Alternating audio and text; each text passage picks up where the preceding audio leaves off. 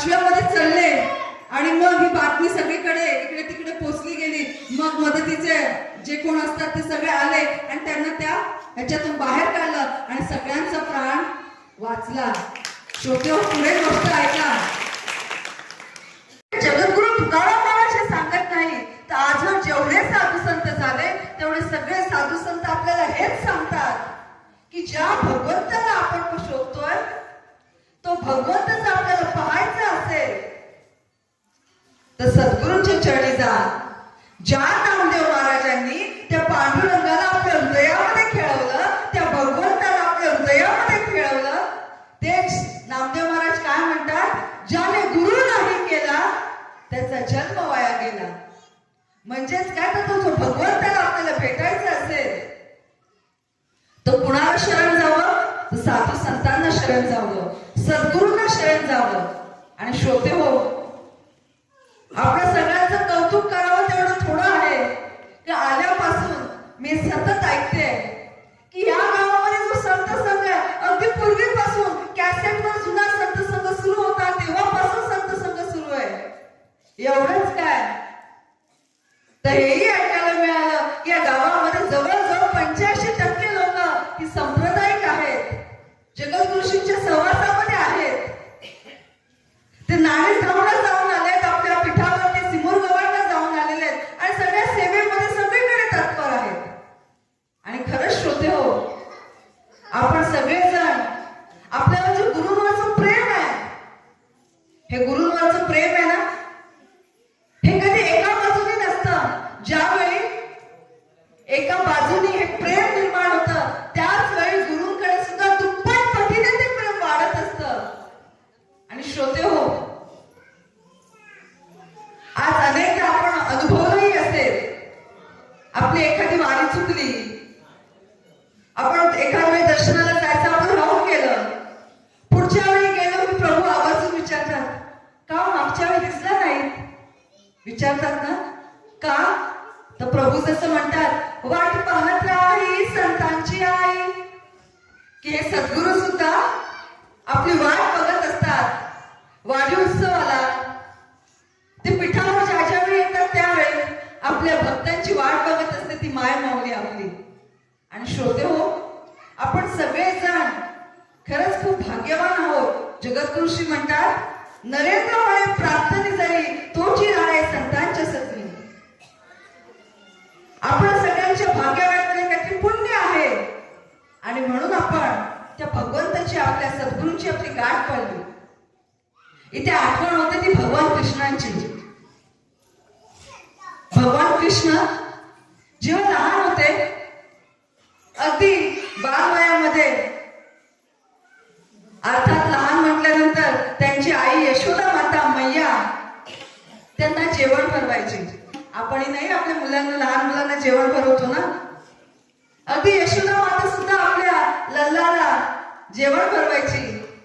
पण ते भगवान कृष्णच अतिशय खोडकर एका ठिकाणी थांबतात. होय, भगवान कृष्ण दुडू दुडू दुडू दुडू, हा कृष्ण कन्हैया इकडे धाव तिकडे धाव, मध्ये झाडावर चढ, मध्ये तिकडे चढ, आणि इकडून तिकडून सतत धावायचे. आणि मागून यशोदा मैया, अरे कान्हा थांब, अरे 2 घास खाऊन तर घे, अरे कान्हा थांब. आणि कृष्ण धावायचे, मैया मैया, पकड पकड पकड, टुमकन कुठेतरी पळून जायचे. आणि एवढूसं एक 10 मिनिटांचं जेवण करायला तास 1.5 तास लागायचा. एक दिवस होतं असं, यशोदा मैया जेवण भरवत असते आणि भगवान कृष्ण दुडू दुडू दुडू दुडू इकडे तिकडे धावत असतात. ते धावत असतात, यशोदा माते मागून हातामध्ये जेवणाचं ताट घेऊन, अरे लल्ला 1 घास खाणार आहे, अरे लल्ला किती रे दमवशील मला, जरा एका जागेवर थांब. पण कृष्ण थांबतायत कुठे. शेवटी यशोदा मैया थकली आणि आता काय बरं करावं म्हणून तिने शक्कल लढवली आणि कृष्णाला सांगितलं, कृष्णा थांब बघू, तुला तुझ्या सत्ययुगातल्या भक्तांची शपथ आहे, थांब आणि पहिलं जेवण जेवून घे. यशोदा मातेला वाटलं आता कृष्ण थांबतील आणि जेवून घेतील, पण छे, कृष्ण काही थांबायलाच तयार नाही. धावतायत धावतायत धावतायत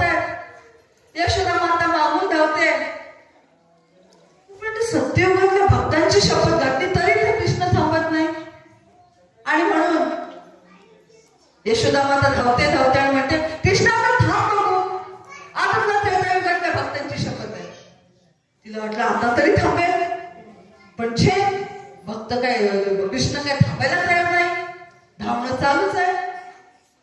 आता सत्ययुगातली घातली, त्रेतायुगातली घातली, आता कृष्ण थांब बघू, आता तुला द्वापरयुगातल्या भक्तांची शपथ आहे. पण छे, कृष्ण काही थांबायला तयार नाही. त्यांचा आपला लपंडाव आईसोबत चालूच आहे. आता यशोदा माता संपली, सत्ययुगातलं झालं, त्रेता झालं, द्वापरयुगातल्या भक्तांची शपथ घातली. कृष्ण काय थांबत नाही. आता जाऊ दे, कलियुगातल्या भक्तांची तरी घालून बघूया. थांबणार तर नाही, माहीतच आहे, पण आता शेवटचं युग तरी कशाला सोडायचं. आणि म्हणून धावताना कृष्ण थांब बघू, आता तुला कलियुगातल्या भक्तांची शपथ आहे, पहिले 2 घास खा आणि मग धावायचं. कलियुगातल्या भक्तांची शपथ ऐकल्याबरोबर कृष्ण जागच्या जागी स्थिर, आणि मग आईने जे भरवला मटा जेवायला लागले. आता यशोदा मातेला प्रश्न पडला, सत्ययुगातल्या भक्तांची शपथ घातली, कृष्ण थांबले का हो? नाही. त्रेतायुगातल्या भक्तांची शपथ घातली, कृष्ण थांबले का हो? नाही. द्वापरयुगातल्या भक्तांची शपथ घातली, कृष्ण थांबले का हो? नाही. मग कलियुगातल्या भक्तांची शपथ घातली, पण मात्र मग आता कृष्ण थांबले. मग असं काय मला थांबले असतील? म्हणून यशोदा मातेने सगळं जेवण भरवलं आणि आता शेवटचे 2 घास राहिले. ते गपचूप कृष्णाला विचारलं, अरे कान्हा, मी तुला सत्ययुगातल्या भक्तांची शपथ घातली, त्रेताची घातली, द्वापरची घातली, पण थांबला नाहीस. पण कलियुगातल्या भक्तांचं नाव का ऐकलं आणि क्षणार्धात थांबलास? एवढं काय बरं त्यांच्यात आहे की त्यांचं नाव ऐकताच तू जागच्या जागी थांबस आणि सगळं जेवण संपलं? त्यावेळी बालवयातले कृष्ण अगदी गोड गोड बोलू लागले आणि त्यांनी काय बरं उत्तर द्यावं? मैया, तुम्हाला सत्ययुगातल्या, त्रेतायुगातल्या, द्वापरयुगातल्या भक्तांची शपथ घातली, मी थांबलो नाही. का बरं? तर सत्ययुगामध्ये सगळीकडे सत्यच चालू असतं, सगळीकडे पूजा अर्चा, दान धर्म अध्यात्म सगळीकडे असतं. अशा परिस्थितीत माझी कोणी भक्ती केली काय? ते नवल ते काय, सगळीकडे दान धर्म अध्यात्म असतं. त्रेतायुगामध्ये तेच, थोड्याशा धर्माला ग्लानी आलेली असते, पण सगळे अगदी 75% लोक माझे भजन पूजन करतच असतात. द्वापरमध्ये तेच, पण मैया, कलियुगामध्ये जिकडे तिकडे हाहाकार माजलेला आहे. कोणीच मला भजत नाही, पूजत नाही. मला जो भजतो त्याची लक्तरं काढली जातात, त्याची टिंगलटवाळी केली जाते, त्याला हसलं जातं, जिकडे तिकडे असत्याचा उदो होत असतो. अशा परिस्थितीमध्ये सुद्धा तो सगळं झुगारून माझ्यावर प्रेम करतो आणि म्हणून मला कलियुगाचे भक्त हे सगळ्या युगांमध्ये जास्त आवडतात. श्रोत्यो, मला वाटतं की आपल्यालाही आपलं उत्तर कळलं असेल की आपण सुद्धा त्या भगवंताचे का बरं लाडके आहोत. आज मलाही खात्री आहे, ज्यावेळी आपण संप्रदायामध्ये येतो, आपण संत संघांना येतो, आपण वाऱ्यांना येतो, आपण अनेक उपक्रम साजरे करतो, आपल्यालाही बोलणारे असतात ना.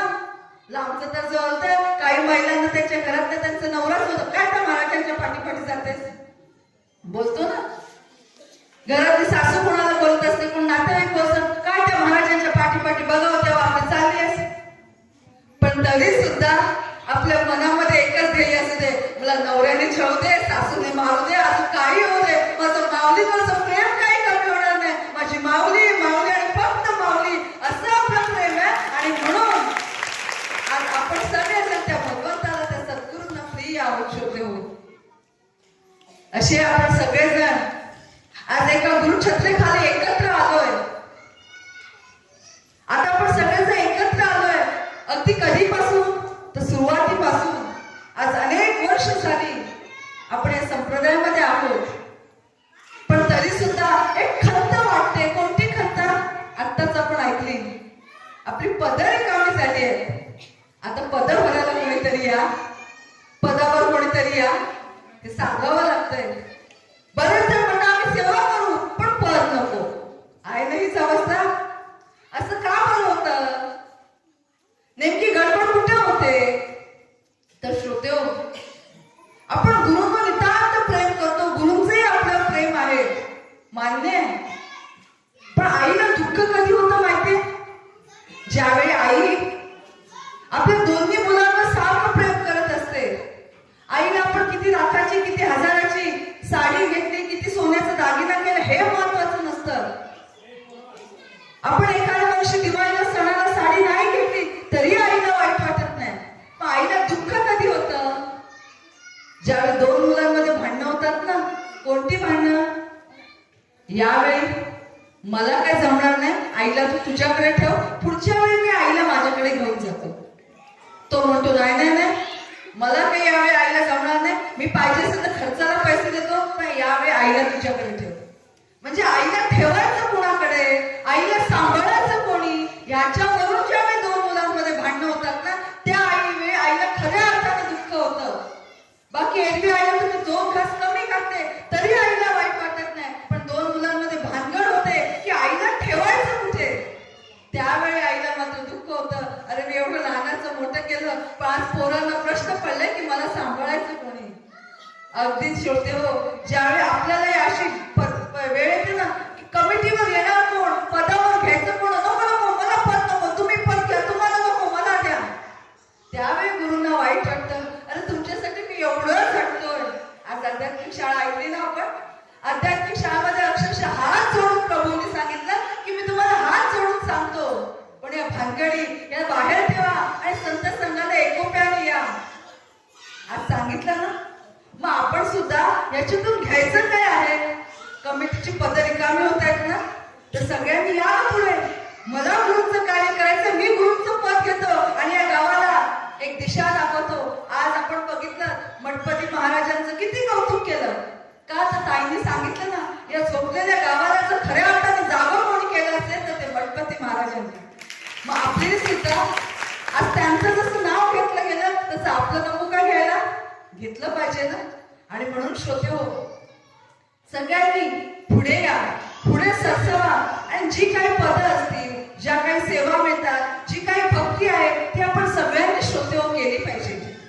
अन्यथा हा काळ सरसर सरसर सरसर सरसर निघून जातोय. जशी हातामध्ये वाळू घ्यावी आणि हातातून निसटावी, कधी वाळू निसटून जाते कळतं तरी का नाही. अगदी तसंच आपलं आयुष्य इतकं पटापट पटापट संपतंय, आपल्यालाही कळत नाही. आत्ता लहान होतो, लहानाचे मोठे झालो, तरुण वयात गेलो, तरुणाचं मग लग्न झालं, मुलं बाळ झाली, बघता बघता सासू नातवंड आली, मग आपण सासू सासरे झालो. आपल्याला कळलं तरी का? कधी वय गेलं? आपल्यापैकी कोणीतरी सांगू शकेल का की अमुक या तारखेला माझं बालपण संपलं आणि तरुणपणामध्ये मी प्रवेश केला? सांगता येईल का? की अमुक तारखेला माझं तारुण्य संपलं आणि मी वृद्धकाळामध्ये प्रवेश केला? सांगता येईल का? तो कुणालाच सांगता येणार नाही. इतकं सरसर सरसर हे आयुष्य सरतंय. एवढंच कशाला, मी एक छान प्रश्न ऐकला होता. आपण सगळेजण ठरवतो मला मुलगी झाली ना तर त्या मुलीला मी डॉक्टर करेन. काही जण म्हणतात मी मुलगा झाला ना तर त्या मुलाला मी मोठा वकील करेन. आणि मग आपली सगळी स्वप्न सुरू होतात. मला काय करायचंय? मुलीला चांगलं शिक्षण द्यायचंय. आपण ठरवतो शिक्षण द्यायचंय, आपण मग ठरवतो शिक्षण द्यायचंय, मुलीचं चांगल्या घरामध्ये स्थळ बघायचं, चांगल्या घरामध्ये मुलीची पाठवणी करायची, जावई असाच मिळायला पाहिजे, तसाच मिळायला पाहिजे. हे सगळं काही ठरवतो, हे सगळं काही आपल्या हातात आहे. पण आपल्याला गॅरंटी आहे का हो ह्या गोष्टीची की मी ठरवलं मी माझ्या मुलीला डॉक्टर करेन, पण खरंच गॅरंटी आहे का की माझी मुलगी डॉक्टरच होईल? मला जरूर वाटतं की माझ्या मुलीची चांगल्या घरातच पाठवणी करावी, पण ते खरंच नाही याची आपल्याला गॅरंटी आहे का? मला वाटतं की मला असा जावई मिळाला पाहिजे, पण भविष्यात मला तसाच जावई मिळेल याची काही मला गॅरंटी आहे का? नाही ना. मला वाटतं की शेतामध्ये अमुक एकरमध्ये मी जमीन म्हणजे पीक लावलंय, मला अमुक हजाराचा नफाच झाला पाहिजे, पण गॅरंटी आहे का की मला होईलच त्याचा? कशाचीच शाश्वती नाहीये. पण आता एक प्रश्न करते, त्या प्रश्नाचं उत्तर द्या. एक दिवस मला मरायचं आहे, ह्याचं उत्तर काय?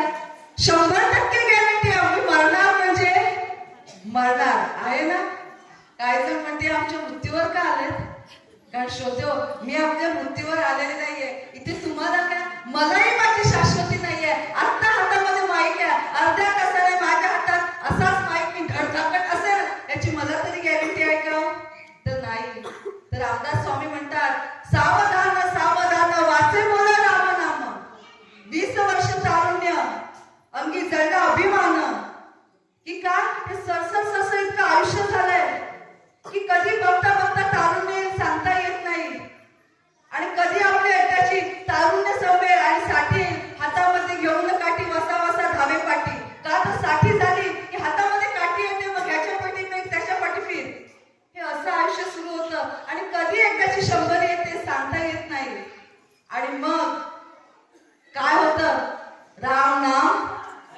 सत्य आहे, पण ऐकायला मात्र तो मधला नसतो. आणि म्हणून समर्थ रामदास स्वामी सांगतात, या लागी रामदास सांगतो सज्जनास, घरात सद्गुरूची कास, वाचे बोला राम नाम, वाचे बोला राम नाम. काय करा तर सद्गुरूची कास धरा. आणि आपण सगळेजण म्हणा, आम्ही तर 96 पासून सद्गुरूंची कास धरली. काय जण म्हणते अरे मी 2000 पासून आहे, काय जण म्हणते मी 2001 साली अनुग्रह घेतलाय, काय जण म्हणते आम्ही कधी अगदी जुन्यापासून आहोत. आपण सगळेजण आहोत खरे, पण आपल्याला खरंच तो भगवंत भेटला का हो? सद्गुरूंची कास धरायला सांगितली, आपण ती धरली, पण आपल्याला भगवंत भेटला का हो? नाही ना. मग नक्की गडबड कुठे होते? का बरं असं होतं?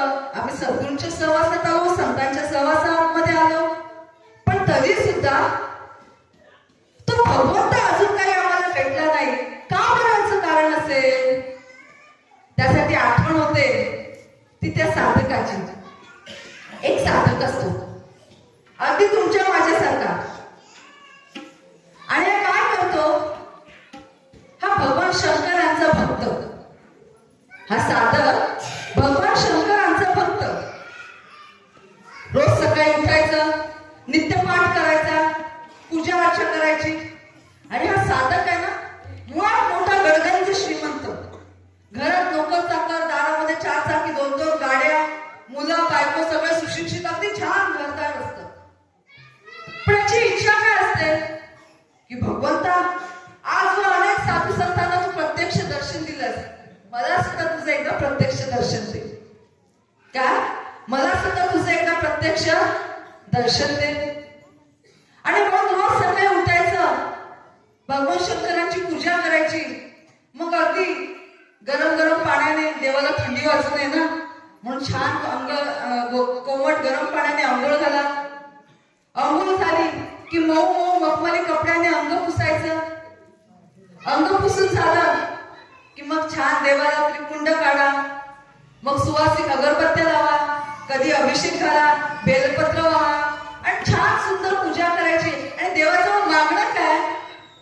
हे देवादिका, हे भगवान शंकर भोलेनाथा, मला तुझं एकदा तरी प्रत्यक्ष दर्शन दे. आता प्रत्यक्ष दर्शन दे आपण सुद्धा म्हणतो, पण देवाने कधी आपल्याला दिलंय का हो? नाही ना, यालाही दिलं नाही. आता पूजा करता करता 1 वर्ष गेलं, 2 वर्ष गेली, 3 वर्ष गेली, 10 वर्ष गेली, 15, 20, 25 वर्ष गेली, पण याला कधी भगवंताने दर्शन दिलं नाही. आता होतं असं, सगळे नातेवाईक, ह्याचा मित्र परिवार जो तो याला हसू लागला. आला बघा, मोठे भोलेनाथाचे भक्त आले, भोलेनाथ आले. हा दिसला की याला चिडवायचं. आपल्याला नाही काय चिडवतात, आले नरेंद्र महाराज आले. कारण माझा अनुभव सांगते, कारण ज्यावेळी मी सुद्धा शाळेत जायची ना, लहानपणापासून सवय होती. बाबांचा हट्ट होता, कपाळाला गंध असलंच पाहिजे, छातीला कवच असलंच पाहिजे. आमचा कॉलेजचा युनिफॉर्म होता, ट्राउझर पॅन्ट होती आणि शर्ट होतं.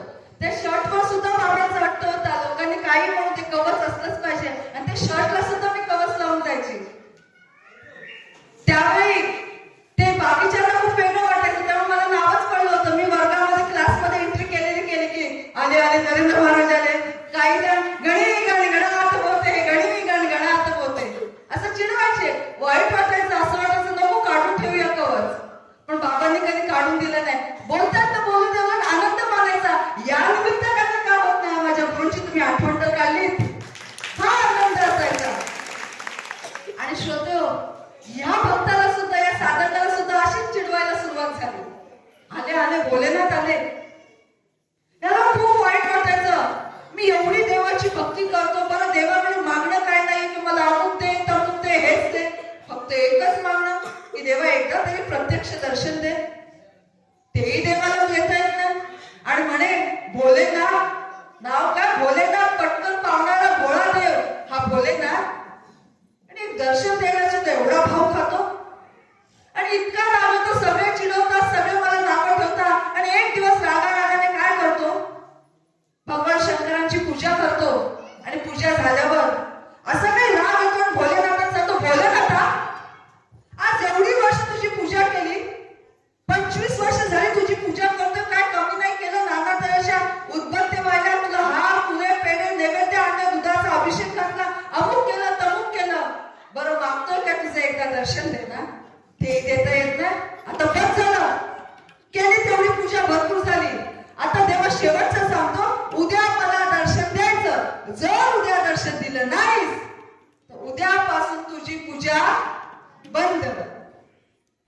वाटतं तर देव घाबरले.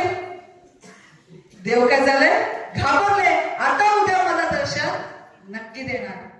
बाजारपेठेत जातो, छान हार बीर घेऊन येतो, मिठाई घेऊन येतो, मग देवाला छान अत्तर पाहिजे, अत्तर सगळी तयारी करतो. का? आता देव घाबरले. उद्यापासून जर मी पूजा बंद केली तर भोलेनाथ जाते कुठे? आणि म्हणून उद्या देव नक्की प्रकट होणार. आता सगळं बाजारपेठेतनं साहित्य घेऊन येतो. दुसऱ्या दिवशी सकाळी पूजा मंदिरामध्ये येतो, छान भगवान शंकरांची पूजा करतो. अगदी त्याचप्रमाणे छान गरम पाण्याने अंघोळ करायची, मऊ मखमली कापडाने अंग पुसायचं, मग त्याचे अंगावर ते त्रिपुंड काढायचं, त्याला हार करायचं, बिल्वपत्र व्हायचं, अत्तर व्हायचं, नाना तऱ्हेच्या सुगंधी अगरबत्त्या लावायच्या, मग नारळ फुलं हा काय काय सगळं देवाला करायचं. आणि सगळं केल्यानंतर हात जोडतो आणि देवाला प्रार्थना करतो, भोलेनाथा का मी थोडस रागवलं रे तुझ्यावर, पण काय नाही करणार, इतके दिवस झाले पूजा करतो, दर्शन देत नाही म्हणजे काय, पण मला पक्की खात्री आहे तू आज मला नक्की दर्शन देणार. हे डोळे बंद करून तो भोलेनाथाबरोबर बोलत असतो, भोलेनाथ मला पक्की खात्री आहे तू मला नक्की दर्शन देणार. आणि आता देव प्रगट झालेत अशा विश्वासाने डोळे उघडतो आणि बघतो तर का देव नाही. देव असा कधी येतो का? देव कधी आपल्याला घाबरतो का? पूजा बंद केली म्हणून मी प्रगट झालो तर नाही. देव नाही. देव नाही बोलल्यानंतर ह्याची तळपायची मस्तकावर जाते. त्याला वाटलं काय मी का असंच बोललो? आता मी पण दाखवून द्या, तुला एवढा भाव खातोस ना, दर्शन देत नाहीस ना, बरं बघतो आज तुझी केली ती पूजा शेवटची पूजा, उद्यापासून देव बदलला. आणि तावाने चालत चालत त्या मंदिरातून बाहेर पडतो. बाहेर येतो आणि बाजारपेठेत जातो, मूर्तिकाराच्या दुकानात जातो आणि विचार करतो कुठली मूर्ती न्यावी, काय वाटतंय भोलेनाथाला, एवढे दिवस पूजा करतो, उदबत्त्या आणतो, एवढा खर्च केला, काय कमी नाही, लहान पोरासारखं त्याची पूजा केली आणि एक दर्शन मागतो ते देत नाही. बाकी लोकांसारखं नवस नाही की मला अमुक दे तमुक दे, दर्शन देतो तरी एवढा भाव खातो म्हणजे काय. बस झाला आता मी पण दाखवून देतो, मी नाही देव बदलला तर बघ. आता कुठला देव घ्यायचा? अनेक मूर्त्या असतात, हनुमंताची असते, रामाची असते, विठ्ठलाची असते, दत्ताची असते, अनेक मूर्त्या बघतो. ही घेऊया काय? नको नको, ही नको, ही बघूया, नको ही पण नको, हा देव नेऊया. असं करता करता त्याला एक छान सुंदर अशी भगवान कृष्णाची मूर्ती पसंत पडते. म्हणतो हाच कृष्णालाच नेऊया. बालगोपाळ भगवान कृष्ण रासलीला काय करतात, गोपाळकाला काय करतात, गाई गुरांना घेऊन चरायला घेऊन जाणार साधा सुद्धा देव. उद्यापासून आपण ह्याची पूजा करायची आणि सुंदर अशी छान अशी भगवान कृष्णाची मूर्ती खरेदी करतो आणि घरी जातो. तर दुसऱ्या दिवशी सकाळी अंघोळ वगैरे झाली, पूजा पाठ करण्यासाठी आता मंदिरात जातो. सोवळं नेसलेलं असतं, छान उपरणं घेतलेलं असतं, काष्टा घातलेला असतो आणि ती नवीन आणलेली मूर्ती असते ती अशी पकडतो मागे आणि अगदी ऐटी, काय भोलेनाथा काय वाटलं तुम्हाला, मी काय असंच बोललो, सांगितलं होतं दर्शन द्या दर्शन द्या दर्शन द्या, एवढा भाव खायचा होय. बस झाली तेवढी पूजा, आजपासून तुमची पूजा बंद. आणि आजपासून मी आणले नवीन देव आणल्या बघा, आणि ती नवीन मूर्ती आणलेली असते ती दाखवतो, आजपासून मी कृष्णाची पूजा करणार आणि तुमची पूजा बंद. आता नवीन कृष्ण आणले, त्यांची स्थापना केली पाहिजे, जुनी मूर्ती बाजूला ठेवली पाहिजे. म्हणून रागारागाने काय करतो, उजव्या हातामध्ये एक नवीन मूर्ती कृष्णाची आणली ती असते, डाव्या हाताने रागारागाने भगवान शंकरांची छान मूर्ती असते, दगडावर बसलेले असतात, हातामध्ये त्रिशूल, गळ्यामध्ये सर्प असतो, चंद्र असतो, अशी ती मूर्ती असते. रागा अशी उचलतो, बसा येते आणि दम तिकडे बसा येते आणि भगवान कृष्णांना तुम्ही बसा, आजपासून तुमची पूजा, अगदी प्रेमाने. आणि मग झाली भगवान कृष्णांची पूजा सुरू. छान गरम पाण्याने आंघोळ घाला, नाव माकू घाला, मग भगवान कृष्णासाठी छान पाळणा आणला, बासरी आणली, मुकुट आणलं, दया दुधाचा नैवेद्य दाखवायचा, तुळशी पत्र व्हायचं आणि अगदी लहान मुलांचं जसं करावे लाड तसे भगवान कृष्णांचे लाड सुरू झाले. मग नाना तऱ्हेची अगरबत्ती व्हा, छान छान सुवासिक फुलं व्हा, हार फुले जे हवं नको ते सगळं देवाला सुरू झालं. आणि या देवाकडे मागणं काय, हे कृष्ण कन्हैया तुझं एकदा दर्शन दे, हीच रोज प्रार्थना आहे कृष्ण कन्हैया, फक्त एकदा मला तुमचं प्रत्यक्ष दर्शन द्या. सगळी लोक मला चिडवतात, मोठा भगवंताचा भक्त आलास, आता दाखवून दे ना तुझा किती मोठा भक्त आहे, एकदा दर्शन तेवढं दे. आता देव असं तसं येणार आहे का? कारण देव बाजारचा भाजीपाला नाही रे, तो असाच पावणारा नाहीये. त्यामुळे भगवान कृष्ण काही येत नाही. मला वाटतं असू दे, ह्यांची म्हणजे कोणाची, भगवान शंकरांची एवढी वर्ष पूजा केली तरी आले नाही, यांचं एक दिवसात येणार आहेत का? थोडी वाट बघूया.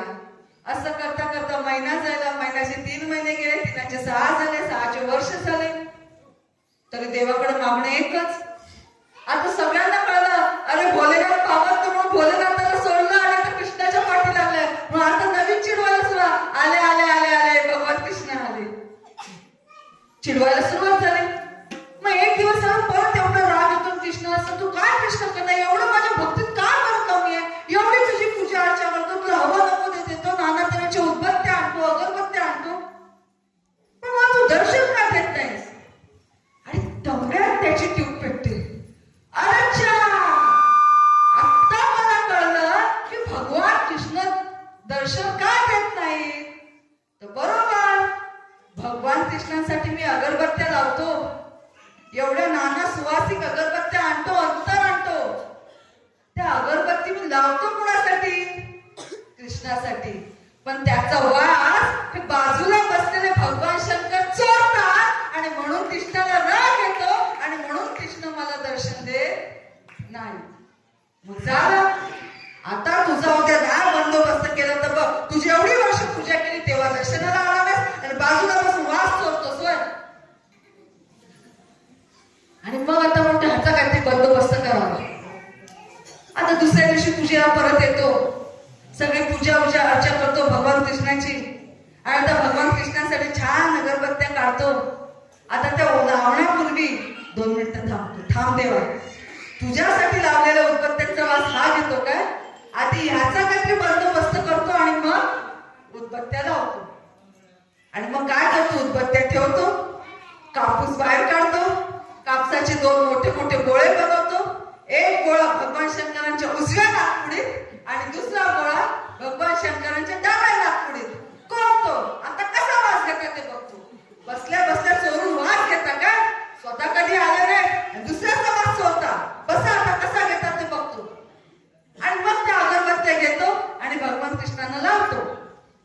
अगरबत्त्या लावल्या आणि मग डोळे बंद केले आणि कृष्णांना नमस्कार केला. हे कृष्ण कन्हैया, माझी चूक झाली रे, इतके दिवस मी तुझ्यासाठी अगरबत्त्या लावत होतो, अत्तर देत होतो, त्याचा सगळा वास भगवान शंकर चोरत होते. पण देवा आता काळजी करू नको, मी त्यांचा बंदोबस्त केलाय. त्यांच्या दोन्ही नाकपुड्यांमध्ये कापूस कोंबलाय. आता देवा प्रकट व्हा आणि मला आपलं साक्षात दर्शन द्या. असे हात म्हणजे हात जोडून कळकळीची अंतःकरणापूर्वक प्रार्थना करतो आणि भगवान जणू काही प्रकट झाले अशा आवेशावर डोळे उघडतो आणि बघतो तर काय, तर प्रत्यक्ष साक्षात सगुण रूपामध्ये कर्पूर गौरम करुणावतारम संसार सारम भुजगेंद्रहारम, ज्याचा कापुरासारखा वर्ण आहे असे साक्षात भगवान शंकर, हातामध्ये त्रिशूल आहे, डोक्यावर छत्र आहे, गळ्यामध्ये सर्प आहे, अशी साक्षात भगवान शंकर बघतो आणि चमकतो ना. हा तुम्ही? आपल्याला एक प्रश्न पडला ना, पूजा करतोय कुणाची? कुणाची? कृष्णाची. आलाय कोण? भगवान शंकर, भगवान महादेव. आता हा पण हट्टी, तुम्ही एवढी वर्ष पूजा केली तेव्हा आला नाही, आता नाकात कापूस कोंबला तर तुमचा जीव गुदमरला म्हणून आला होय. काय नाही, मी दर्शन घेणार, बाजूला व्हा. आता वाचवा वाचवा करायला आलात. एवढी वर्ष पूजा केली, हवं नको ते सगळं पुरवलं तेव्हा आला नाही, आता नाकात कापूस काय कोंबला, जीव गुदमरला, वाचवा वाचवा करायला आला. मी पण नावाचा हडाचा भक्त आहे कृष्णाचा, हा बाजूला व्हा. भगवान शंकर महादेव एक गोड स्मित हास्य देतात, खुदकन हसतात आणि म्हणतात, अरे वत्सा, अरे जीव गुदमरला म्हणून मी नाही आलो रे, मी खरंच तुला दर्शन द्यायला आलो. हा छे, मला आता लाडी गोडी लावू नका, बाजूला या. भगवान महादेव पुन्हा एकदा हसतात, म्हणतात, वत्सा, अरे खरंच मी तुला भेटायला आलो.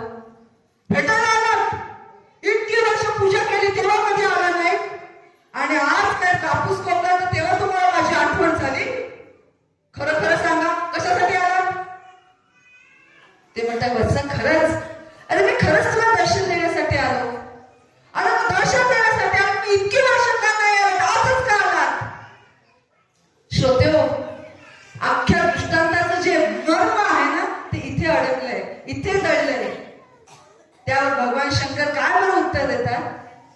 ते त्या भक्ताला, त्या साधकाला म्हणतात, अरे वत्सा, तू माझी इतकी वर्ष पूजा करतोस, पण मी दर्शनाला आलो नाही. पण मला खरं खरं तू सांग, तू आज इतकी वर्ष पूजा करतोयस, पण कुणाची पूजा करतोयस? तर भगवान शंकरांच्या एका पिवळ्या चमकदार दिसणाऱ्या एका पितळ्याच्या धातूच्या मूर्तीची पूजा करतोयस. पण आज तुझ्या मनामध्ये खऱ्या अर्थाने विश्वास निर्माण झाला की भगवान शंकर इथे आहे आणि ते वास घेतात. हा ज्यावेळी विश्वास निर्माण झाला ना, त्यावेळी मला तुझं दर्शन देण्यासाठी प्रगट व्हावं लागलं आणि म्हणून मी आज साक्षात प्रगट झाले. सांगायचं तात्पर्य काय? साधू संत आज टाव फोडून सांगतायत. आज आपण अभंगामध्ये ऐकलं, गुरु चरणी ठेविता भाव आपोआप भेटे देव. हा भाव ठेवायचा म्हणजे काय? तर गुरु हाच माझा देव आहे, गुरु हाच माझा परब्रह्म आहे. एवढंच कशाला नवे नवे इथे आपण सगळेजण बसलोय. आपण प्रत्येकाच्या मनाला खरंच विचारावं, आपण इकडे सगळेजण आलो हे खरंय, पण खरंच इथे आहोत का? आता शरीराने नक्की आहोत, पण मनानं निघता निघता दूध ठेवलं होतं गॅसवर, गॅस बंद केला की नाही ते आठवत नाही. जाऊन येऊ काय, पटकन बघून येऊ काय? म्हणजे काय? शरीराने इथे आहोत, पण मनाने कुठेतरी भरकटतोय. अशी जर आपण भक्ती केली, अशी कितीही संतसंग केला, असं आपण गुरूंच्या सहवासातून कितीही बसलो तरी त्याचा उपयोग शून्य आहे. ज्यावेळी त्याच्या मनामध्ये विश्वास निर्माण झाला काय की भगवान शंकर इथे आहेत, तसा आपल्या मनामध्ये ज्यावेळी विश्वास निर्माण होईल की माझे सद्गुरू सुद्धा इथे आहेत, त्यावेळी खऱ्या अर्थाने त्या सद्गुरूचं दर्शन आपल्याला होणार आहे. त्यावेळी खऱ्या अर्थाने तो संत संग फलद्रूप होणार आहे. म्हणून श्रोतेहो, जर आता जे तुकाराम महाराजांनी सांगितलं, गुरु चरणी ठेविता भाव, किंवा ज्ञानेश्वर माऊली म्हणतात की काय, हरिमुखे म्हणा पुण्याची गणना कोण करी, देवाची गोरी उभा क्षण भरी. हा क्षण म्हणजे कुठला हो? आपल्या सगळ्यांकडे माचीस असते, काडेपेटी म्हणतो, आगपेटी म्हणतो, माचीस बोलतो, जे काय म्हणतो ते. कशी असते? त्याच्या एका बाजूला गंधक असतं, म्हणजे दोन बाजूला. आतमध्ये काडी असते, त्या काडीच्या एका बाजूला गंधक असतं. ती काडी घेतो आणि आपण काय करतो, त्या गंधकावर घासतो, बरोबर ना? ती घासत असतो, लगेच आग पेटते का? एकदा घासतो, दोनदा घासतो, असं करतो, पटकन एका वेळी कुठेतरी आग पेटते, बरोबर ना? हे असं का बरं होतं? त्या पेटीवरचं, त्या बॉक्सवरचं गंधक आणि त्या काडीचं गंधक आपण घासत असतो, पण ज्यावेळी ते दोघांचंही मिलन होतं, ते दोघंही एकरूप होतात, त्या काडीवरचं गंधक आणि त्या बॉक्सवरचं गंधक ज्यावेळी सम होतात, एकरूप होतात, त्यावेळी आग पेटते. अगदी तसंच ज्ञानेश्वर माऊली म्हणतात, उभा क्षण भरी. तो क्षण ज्यावेळी हा आत्मा, हा मी आणि ते सद्गुरू एकरूप होतील, त्यावेळी खऱ्या अर्थाने अध्यात्म फुलणार आहे आणि मग चारही मुक्ती लोटांगण घ्यायला वेळ लागत नाही. देवाची हे दारी उभा क्षण भरी, देवाची हे दारी उभा क्षण भरी, देवाची हे दारी उभा क्षण भरी, देवाची हे दारी उभा क्षण भरी.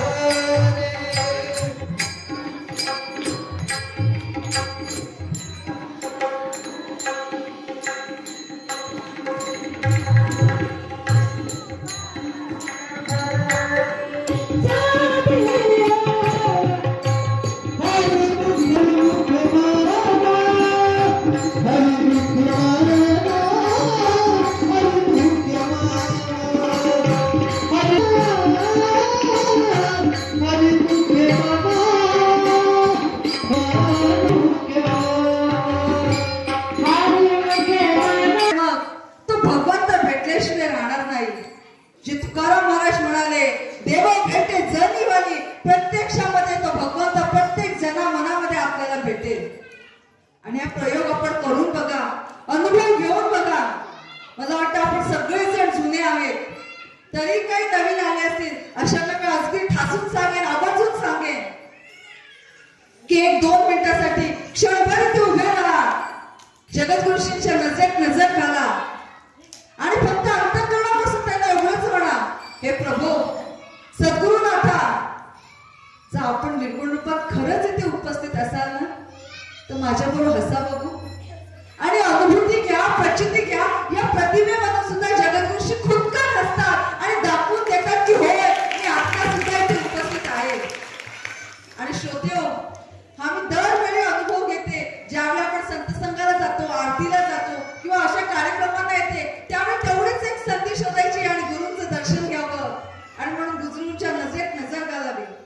आणि भाविको, हे सत्य आहे, हे मी माझ्या मनाचं सांगत नाहीये.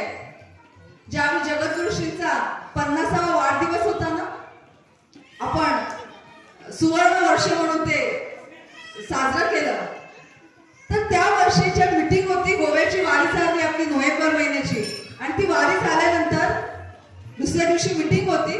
त्या मीटिंग मध्ये प्रभूंनी स्वतः उद्गार काढले होते. तुम्हाला खरंच वाटतंय मी निर्गुणामध्ये आहे की नाही? मग घ्या ना माझी प्रचिती. आणि तेव्हा प्रभूंनी सांगितलं होतं की घरी गेल्यानंतर संत संघाला जा आणि त्या प्रतिमेमध्ये नजराला नजर घालून मला फक्त एवढंच म्हणा की गुरु देवा, आपण जर आला असाल तर माझ्याबरोबर हसा. आणि गुरुदेवाने तिथे प्रत्यक्ष खुदकन हसून दाखवलं होतं आणि सांगितलं होतं आम्ही खुदकन हसतोय की नाही ते बघा.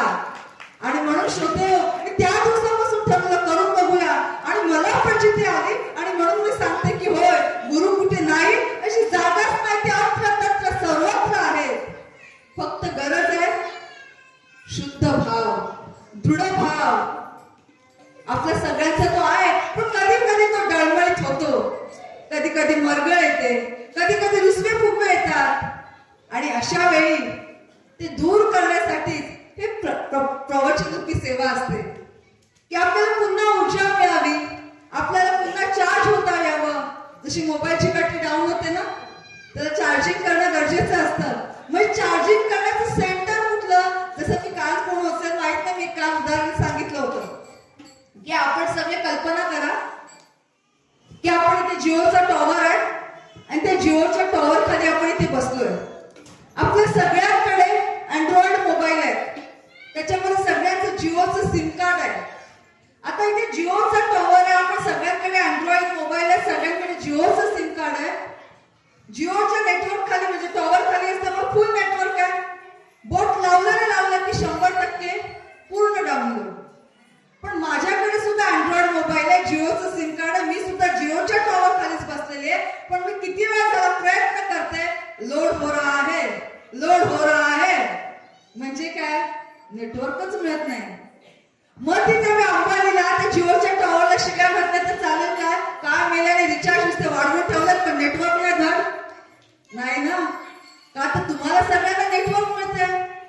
मग ह्याच्यामध्ये दोष कोणाचा आहे? माझा डिव्हाइस खराब झालाय ना, माझा फोन खराब झालाय ना, तो मला रिपेअरला घेऊन गेला पाहिजे. अगदी तसंच हा टॉवर समजा, या टॉवरच्या सहवासात जेवढे येतात ना, सगळ्यांना अनुभव येतात. मला जर अनुभव येत नसेल तर माझं मशीन, माझा डिव्हाइस खराब झालाय ना, आणि मग तो सर्व्हिस सेंटरला न्यायला नको रिपेअर करायला. सर्व्हिस सेंटर म्हणजे काय? ही प्रवचनरूपी सेवा, वारी उत्सव, पादुका दर्शन, पालखी सोहळे, हे सगळे सर्व्हिस सेंटरच आहेत की तिथे एकत्र आल्यानंतर एक नवीन ऊर्जा मिळते, एक नवीन ताकद मिळते.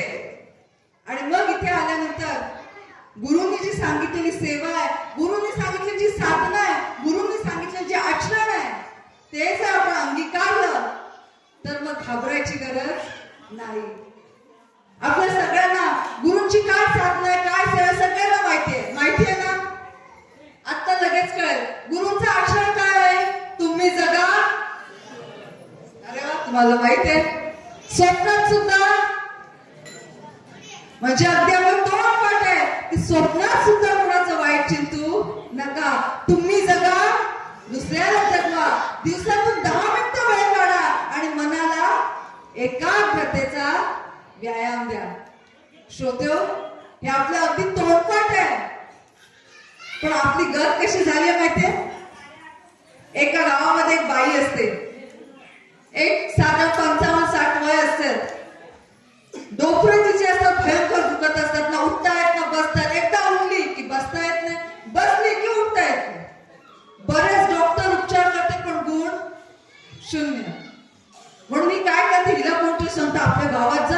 अमुक एक नवीन डॉक्टर आलाय, हात लावायची फी फक्त 500 रुपये, पण गुण 100%.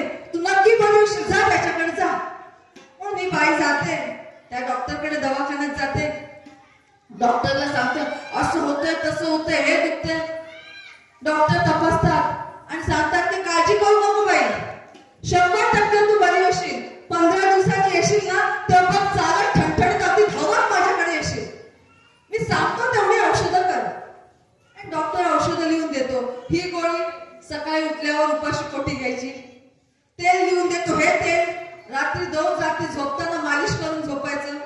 एक पावडर देतो, ही पावडर सकाळ दुपार संध्याकाळ 3 टाइम पाण्यामध्ये अशी अशी घ्यायची. अजून एक गोळी देतो, ही गोळी जेवल्यानंतर घ्यायची, असं असं. आणि बराच असा पुचका औषधांचा देतो. ही बाई खुश होते. एवढा मोठा डॉक्टर, हात लावायची फी 500 रुपये, आता मी बरी होणार. आणि ती औषधं घेऊन घरी येते. तर डॉक्टरने औषधं दिली, खुश असते. आता एवढा मोठा डॉक्टर केला, एवढा मला सगळ्या लोकांना गुण येतो, म्हणजे मला पण नक्की येणार.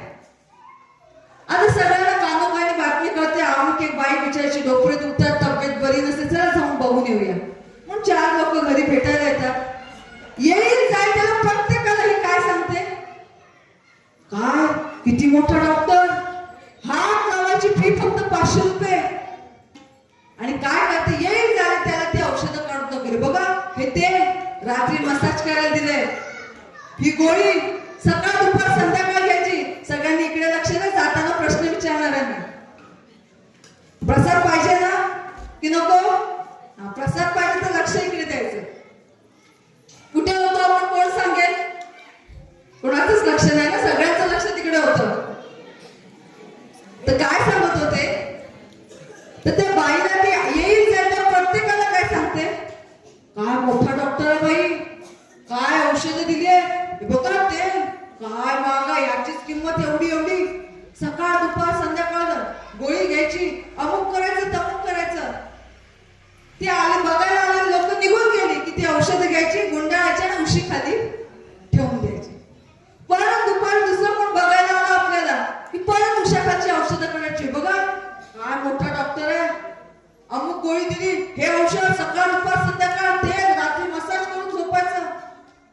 ती लोक निघून गेली, पिशवी गुंडाळायची आणि उशी खाली ठेवून द्यायची. असं करता करता 15 दिवस निघून गेले. 15 दिवस निघून गेले तर डॉक्टरने बोलवलेलं असतं 15 दिवसांनी. आणि डॉक्टर काय सांगतो, बाई 15 दिवसांनी येशील ना तेव्हा चालत काय धावत येशील. पण हिच्या पायांमध्ये का फरकच नाही. ही आहे तशी लग्नात आय आय ग आय आय ग आय आय ग करत करत जाते. डॉक्टरला प्रश्न पडतो आतापर्यंत की जेवढ्यांना औषधं केली प्रत्येकाला गुण आला, ह्या बाईला गुण का नाही आला? म्हणून विचारतात, काय बाई तुम्हाला कसं काय गुण नाही आला? बरं तुम्हाला औषधं दिली होती, घेतलीत का? ती बाई काय करते, आपल्या बटव्यातनं औषधाचा पुचका जसाचा तसा काढते. सांगते, ओ डॉक्टर ही काय गोळी सकाळ दुपार संध्याकाळ, हे तेल रात्री मसाज करताना, हे चूर्ण सकाळ उपाशी पोटी. डॉक्टर डोक्याला हात लावतो, बाई तुम्ही सांगताय का औषध घेणार कोणी? काय घ्यायची होती होय, मला माहितच नाही, मी येईल जाईल त्याला दाखवत बसली. आणि डोक्याला डॉक्टर हात लावून घेतो, अहो बाई तुम्ही कशावर एवढा हो? सांगायचं तात्पर्य काय? त्या बाईने काय औषधं तोंड काट केली, सकाळ दुपार संध्याकाळ हे उपाशी पोटी, हे रात्री लावायचं. तसं आमच्या आधी तोंड काढते, 7 दिवसातून 10 मिनिटं वेळ काढा, मनाला व्यायाम द्या. स्वतः सुद्धा कोणाचा वाईट चिंतू नका, तुम्ही जगा दुसऱ्याला जगा. अरे पण बस मध्ये चढताना जरा चुकून कोणाचा पाय पडला, मेले का ते दिसत नाही का तुला? पाय दिलास कचकच होतो होते ना आपल्या शिकत. म्हणजे काय, स्वामींनी सांगितलं मार्ग तोंड काट आहे, पण आचरणात येतो का? नाही. गुरुंनी सांगितली साधना तोंडपाठ आहे, दिवसातून 10 मिनिटं काढा आणि मनाला एकाग्रतेचा व्यायाम द्या. पण आपण खरंच एकाग्र होतो का? नाही ना. समोर साधनेचा फोटो ठेवतो, अगदी 90 डिग्री सेल्सिअस मध्ये पाठीचा कणा असतो, हातामध्ये जपमाळ घेतो आणि मंत्र सुरू होतो, अगदी एकाग्र. ओम नरेंद्र नाथाय नमः, ओम नरेंद्र नाथाय नमः, ओम नरेंद्र नाथाय नमः, ओम नरेंद्र नाथाय नमः, ओम नरेंद्र नाथाय नमः.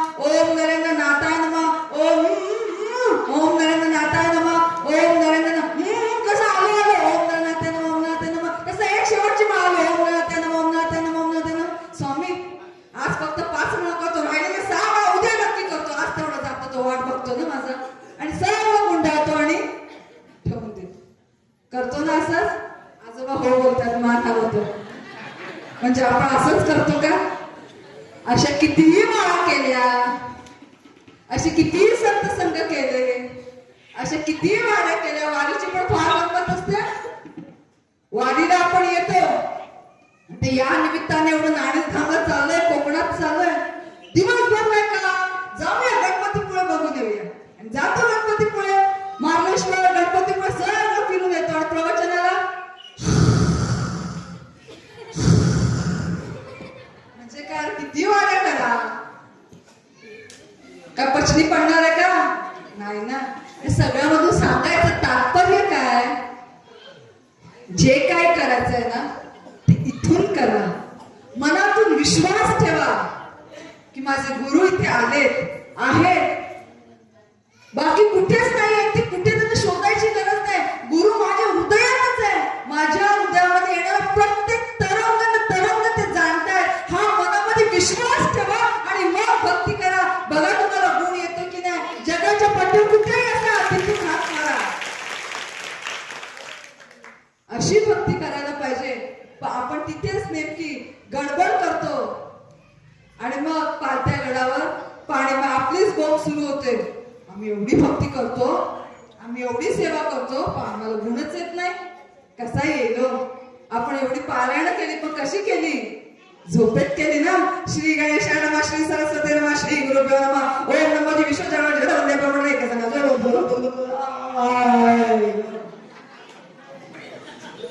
असंच होतं ना एवढी घाई लागलेली असते की वागच पाठी लागल्या आपल्या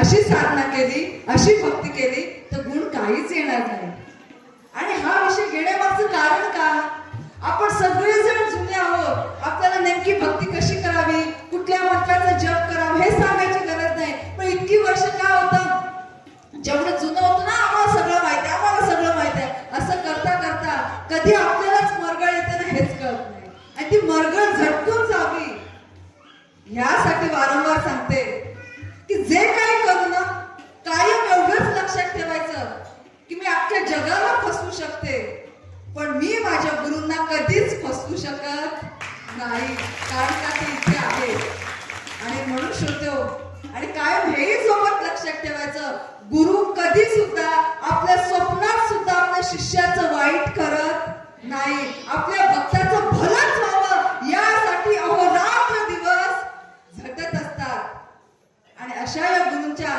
सहवासामध्ये आपण आलोय अशा या गुरूंच्या संगतीमध्ये आपण आलोय तर आपण या गुरुचं एक भजन गाऊया गुरु हा संत कोळीचा राजा गुरु हा प्राण विसावा माझा एक भजन घेऊया आणि मग पुढे जाऊया गुरु हा संत कोळीचा राजा गुरु हा प्राण विसावा माझा गुरु बिन देव नाही तुझ्या गुरु बिन देव नाही तुझ्या आवडता वीरो गुरु हा संत कोळीचा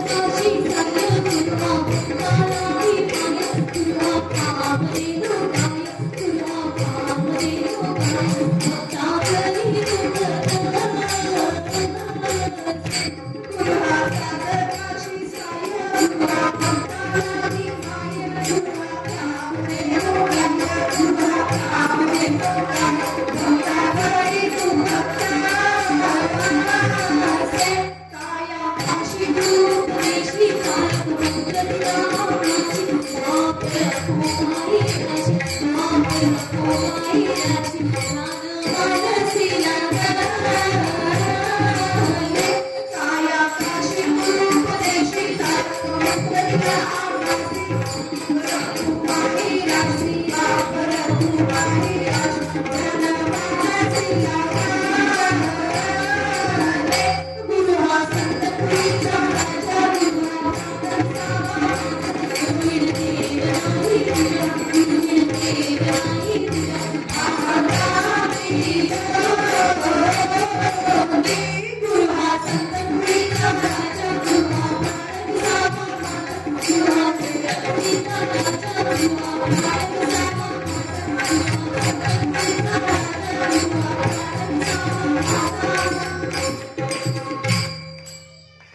गुरु हा संत कोळीचा राजा, गुरु हा प्राण विसावा माझा, गुरुविण देव नाही तुझ्या. असा विश्वास, असा भाव, अशी दृढ श्रद्धा आपल्या मनामध्ये ज्यावेळी निर्माण होईन श्रोत्यो, त्यावेळी जसं बाप्पांनी आपल्या जगद्गुरुश्रींना सांगितलं की नोकरीचा राजीनामा दे, जगद्गुरुश्रींनी क्षणाचाही विलंब लावला नाही. त्यावेळी ज्यावेळी सांगितलं राजीनामा दे, त्यावेळी परिस्थिती योग्य होती का? 23 वर्षाची पत्नी, 3-3.5 वर्षाचा मुलगा, पण तरी सुद्धा गुरुंवरती ठाम विश्वास. आज त्याच विश्वासामुळे आज काय झालं बघायला गेलं तर गुरु आपले ब्राह्मण नाहीयेत. म्हणजे जातीने जगद्गुरु होण्यासाठी जी गोष्टी लागतात, जे क्रायटेरिया लागतात नाहीये. आज जगद्गुरुशी गृहस्थी आहेत, त्यासाठी संन्यासी असावे लागतात. पण या सगळ्यामध्ये कशामध्येही बसत नाही, पण केवळ गुरुंवरचा विश्वास. आज परिणाम काय झाला? नरेंद्राचे नरेंद्राचार्य झाले, नाणीचं नाणीधाम झालं. ही अवस्था, ही ताकद कुणामुळे निर्माण झाली? केवळ गुरुंमुळे. गुरुंची फक्त एकदा कृपा झाली की म्हटलं जातं पांगळा सुद्धा गेली म्हणजे काय, एखादा लंगडा आहे पांगळा आहे, पण तो सुद्धा डोंगर चढू शकतो. एवढं सामर्थ्य कुणामध्ये आहे? तर गुरुंमध्ये आहे. आणि असं गुरुंवरती ज्यावेळी आपण प्रेम करू, त्यावेळी जे तुकाराम महाराजांनी म्हटले, देव भेटे जनिवनी, ज्या भगवंताला आपण बाहेर शोधतोय तो आपल्यातच आहे, हे त्यावेळी कळेल. आणि म्हणून आपण सगळेजण आता गुरुंच्या सहवासात आलोय. एक टप्पा तर पार केलाय. कारण का? असं आपल्या शास्त्रामध्ये म्हटलेलं आहे की सगळ्यात पहिली गोष्ट म्हणजे माणसाचा जन्म मिळणं ही फार कठीण गोष्ट. जरी तो मिळाला सद्भाग्याने, तरी त्या जन्मामध्ये सद्गुरु मिळणं हे तर त्याही पेक्षा कठीण गोष्ट. मग आपण मला सांगावं, आपल्याला माणसाचा जन्मही मिळाला आणि चालता बोलता तो परमेश्वर जिवंत सद्गुरु सुद्धा भेटले, मग आपण तर कमी भाग्यवान आहोत का? आपण सुद्धा भाग्यवान आहोत ना. मग त्या दोन्ही गोष्टी मिळाल्या. आता आपली जबाबदारी येते ना, कसली? तर गुरु तर मिळाले, आता गुरुवर जीवापाड अतोनात अंतःकरणापासून प्रेम करावं. असं का प्रेम केलं ना की अडचणही येतात, परीक्षाही बघितल्या जातात, पण प्रेम एकदा पक्क बसलं की मग घाबरायची गरज नसते, डळमळायची गरज नसते. मग गुरु आपल्याला कुठल्या ना कुठल्या रूपामध्ये येतात आणि तारतात, त्या प्रसंगामधून बाहेर काढतात. मला इथे अनुभव सांगावासा वाटेल. मुंबईचा आहे, आपल्याला सगळ्यांना माहित असेल की नाणीधाम येथे आपण 24 तास महाप्रसाद चालतो. आणि या महाप्रसादामध्ये पाचूबंधूचे सगळे कोळी समाजातले कोळी जे आहेत, गुरुबंधू आपल्याला जगद्गुरुशींचे भक्त, हे तिकडे प्रसादाची सेवा करत असतात. त्याच पाचूबंधाचे एक आपले गुरुबंधू तांडेल आडनाव आहे, त्यांचं मला नाव एक्झॅक्ट आठवत नाही, पण तांडेल आडनाव आहे. त्यांचे कुटुंबी म्हणजे नातेवाईक आता वसुंधरा पायदिंडीमध्ये मुंबईमधून चालायला होते, ते भेटले सुद्धा होते मला. तर हे जे तांडेल आहेत, व्यवसायाने कोळी मच्छीमारी मासेमारी करायची आणि त्यामुळे त्यांचा व्यवसायाचा की मच्छी पकडायची. आणि हे सगळे जे कोळी बांधव आहेत, हे मच्छी पकडण्यासाठी मासे पकडण्यासाठी समुद्रामध्ये खोल जातात. आपली बोटीला ते मछवा बोलतात. तो त्यांचा मछवा घेऊन मोठाच्या मोठा मछवा असतो आणि 15-15 दिवसांसाठी खोल समुद्रामध्ये जातात. आणि एवढं पाणी असतं म्हणजे तिथे फोनला नेटवर्क नाही, काय नाही, म्हणजे पूर्ण संपर्क आपला तुटून जातो. एवढं खोल समुद्रामध्ये जातात, कारण मोठी मच्छी पकडायची असते त्यासाठी जातात.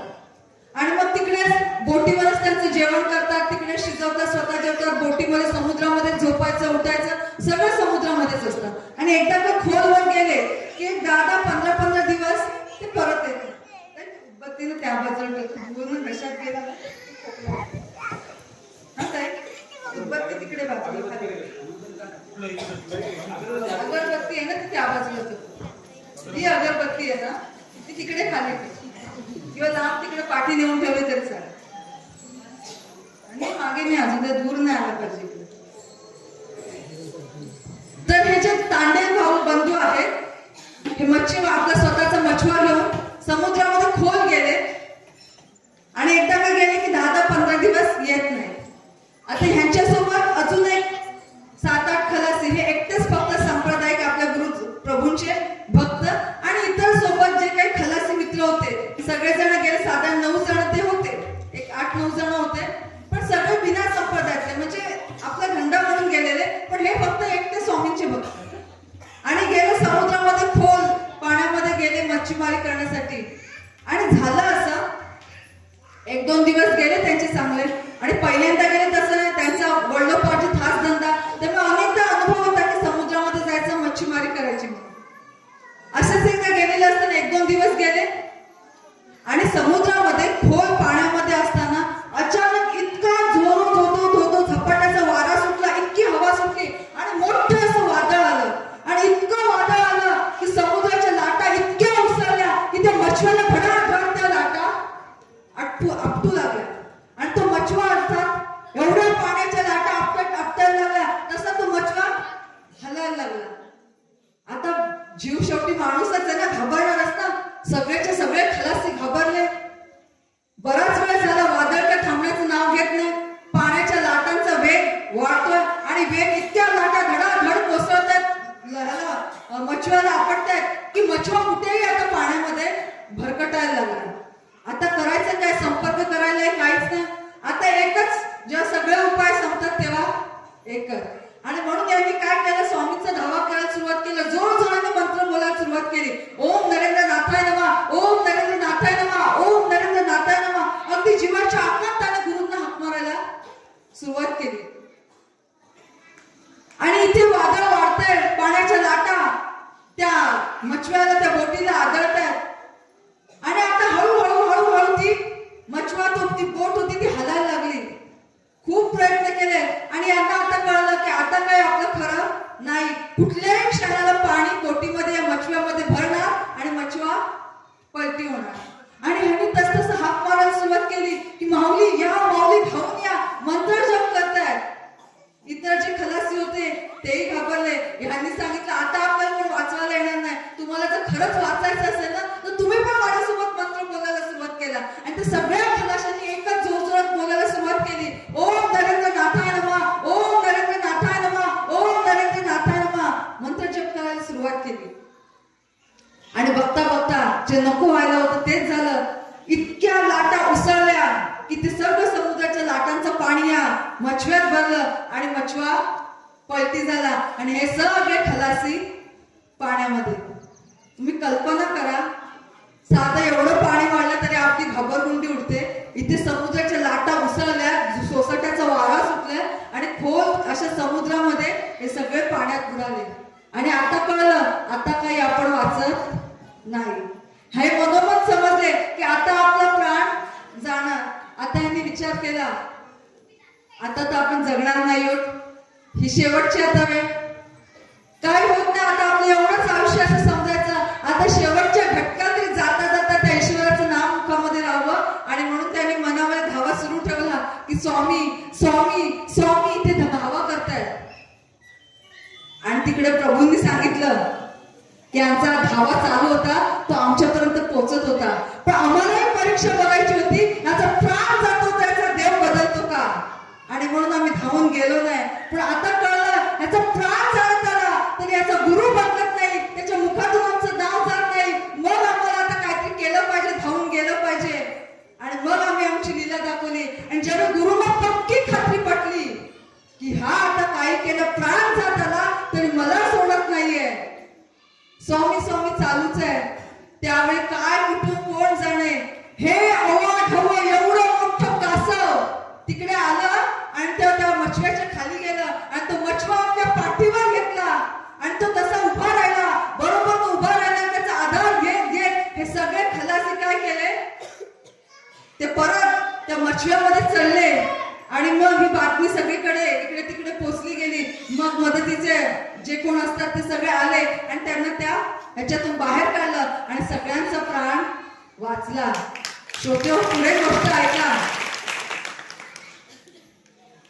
हे सगळं घडलं आल्यानंतर मग त्यांच्यावर उपचार वगैरे पण झाले. एवढ्या पाण्यातून ते नाकातोंडात पाणी गेलं, त्या ह्याच्यातून वाचले ते. औषध उपचार केले, सगळे बरे झाले. आणि मग हे जे मुख्य तांडेल भाऊ आहेत त्यांनी ठरवलं की आपण दर्शनाला नाणीसला जावं. आणि त्याने आपल्या सोबतचे जे बाकीचे खलासी होते ना, त्या खलाशांना पण सांगितलं मी दर्शनाला चाललोय, तुम्ही पण माझ्यासोबत चला. कारण माझी पक्की खात्री आहे आपल्याला जर कोणी वाचवलं असेल ना तर ते माझ्या माऊलींनी वाचवलं. आणि म्हणून सगळ्याचे सगळे खलासी दर्शनाला नाणीसला गेले. संत पीठावर प्रभू बसलेले होते आणि हे दर्शनाला गेले. जसे दर्शनाला गेले ह्या तांडेल भाऊंना राहत नाही, अंतःकरण इतकं भरून आलं, डोळ्यातून अश्रुधारा वाहू लागल्या. त्यांना बोलायचं होतं की माऊली त्यावेळी तुम्ही चला, मुखातून शब्द फुटत नव्हते. आणि तसेच गेले, दर्शन घेतलं. माऊलींनी मुद्दामून त्याच्याकडे बघितलंच नाही, काय बोलतात ते बघूया. हे गेले, सगळ्यांनी रांगेमध्ये दर्शन घेतलं आणि ती बाजूला उभी राहायची जागा असते तिथे जाऊन उभे राहिले. नुसते रडतायत, डोळ्यातून अश्रू वाहतायत. प्रभूंनाच दया आली, प्रभूंनी बघितलं आणि प्रभूंनी उद्गार काढले. काय करणार, प्राण जात नाही तरी नाम बदलत नाही, मग कासव होऊन गुरुंना यावं लागतं ना. आणि गुरुंनी कबुली दिली की कासव होऊन आलो. आणि एवढंच नव्हे, त्याहीपेक्षा पुढे असं घडलं की हे तांडेल भाऊसोबत इतर जे 8 खलासी होते ना, ते 8 खलासी इतके चार्ज झाले. ते म्हणाले महाराज आम्ही तुम्हाला कधी बघितलं नव्हतं, आता प्राण जाणार हे कळलं त्यावेळी ह्यांनी आम्हाला सांगितलं माझ्या माऊलींचा धावा करा, म्हणून हेच असं मंत्र बोलत होते तसे आम्ही बोललो. पण मी आता सगळ्यांसमोर कबूल करतो, त्यांनी सगळ्यांनी कबूल केलं की ज्यावेळी आम्ही त्या पाण्यात गटांगळ्या खात होतो, एक कासव आलं, मछवा त्या कासवाने पाठीवर घेतला आणि आमच्यामध्ये ताकदही नव्हती त्या मछव्यामध्ये उडी मारायची. त्यावेळी भगव्या कपड्यामध्ये तुम्ही आम्हाला दिसलात आणि तुम्ही आम्हाला आतमध्ये टाकत होता की उठून त्या मछव्यात विसरून टाकत होता. शोध सांगता ते आता अंगावर काटा येतो. ही साधारण असेल का हो? नाही ना, ही खरंच एक साक्षात तो परमेश्वरच कुठल्या ना कुठल्या रूपामध्ये येत असतो. तसं तुमचा माझा उद्धार करण्यासाठी आज तोच भगवंत, तोच परमेश्वर, तेच परब्रह्म आज जगद्गुरु रामानंदाचार्यांच्या रूपामध्ये आलेले आहे. आणि आज आपल्याला टाहो फोडून ओरडून ओरडून सांगतायत. काय ओरडून सांगतायत मला वाटतं आपल्याला सांगायला नको. आजची जर आध्यात्मिक शाळा आपण ऐकली असेल तर खरंच आपल्या अंतःकरणाला लागलं पाहिजे. आज गुरुंना आपल्यासाठी हात जोडावे लागतात आणि सांगावं लागतं, भांडण वादविवाद सोडून द्या आणि एकोप्याने या, एकत्र या आणि संतसंग करा. सांगितलं ना हेच. मग आपण जर गुरुंना आपल्यासाठी हात जोडावे लागतात तर हा आपला निर्लज्जपणा नाही का? मी एक आज अनुभव सांगितलं. मला वाटतं आपण इथे उपस्थित आहात, आपल्या सगळ्यांच्या हातात जर माईक दिला तर रात्र कमी पडेल. एवढे सगळेजण आपला अनुभव सांगाल ना. प्रत्येकाला काही ना काहीतरी अनुभव आलेला आहे, प्रत्येकाला खात्री पटलेली आहे. पण होतं काय, ज्यावेळी प्रसंगामध्ये असतो ना तेव्हाची जी ओढ असते ना, हा माऊली काय पण करा, वाचवा, मी अमुक करेन तमुक करेन. एकदा का काम झालं की तो देव असतो ना, भक्त असतो ना, देवातला सोन्याची टोपी घालेल. एकदा का काम झालं की सोन्याची टोपी घालतो. पण कुठल्या सोन्याची? सोन्या नावा मुलाची जो मुलगा असतो त्या सोन्याची टोपी तो भगवंताला घालतो. तशी गत आपली सुद्धा होते. हा प्रभू एवढं काही करून माझं तेवढं काम होते, मी काही करेन, रक्तदानाला एवढे दाते घेऊन ये. एकदा का काम झालं आणणार होतो, काय करणार, लोकांकडे किती फिरवून यायला तयार नाही हो. आपणच काढला देतो ना. म्हणून श्रोते असं काही करू नका. गुरुनं अंतःकरणापासून जेवढं होता होईल ना तेवढं प्रेम करा. देवभावाचा भुकेला गरीब श्रीमंत नाही त्याला. आपण काळे आहोत, गोरे आहोत, गरीब आहोत, श्रीमंत आहोत, कुठल्या जातीचे आहोत, पंथाचे आहोत, काय देव काहीच बघत नाही. आपण सोहळ्यात आहोत, ओवळ्यात, कशातच तो बघत अडकलेला नाहीये. तो फक्त बघतो तो आपल्या अंतःकरणातला शुद्ध भाव, शुद्ध प्रेम, शुद्ध निष्ठा. आणि ही निष्ठा, आपली शुद्ध भाव हे दाखवण्याची आत्ता खऱ्या अर्थाने मला वाटतं वेळ आलेली आहे, ती म्हणजे जीवनदान महाकुंभ या उपक्रमाद्वारे आज आपल्या प्रभूंनी हा एवढा मोठा उपक्रम हाती घेतलेला आहे. जर आपण सहभागी झालो नाही तर हा उपक्रम होणार नाही का? बोला, नाही होणार? होणारच आहे. तो काही अडून राहणार नाही. आता त्याच्यामध्ये सहभागी व्हायचं की नाही हे मात्र आपल्या हातात आहे. आणि म्हणून सगळ्यांना मी विनंती सांगते, अंतःकरणाने सांगते, पोटतिडकीने सांगते, श्रोत्यो, रक्तदानाची मनामध्ये जी काही भीती असेल ना, काढून टाका.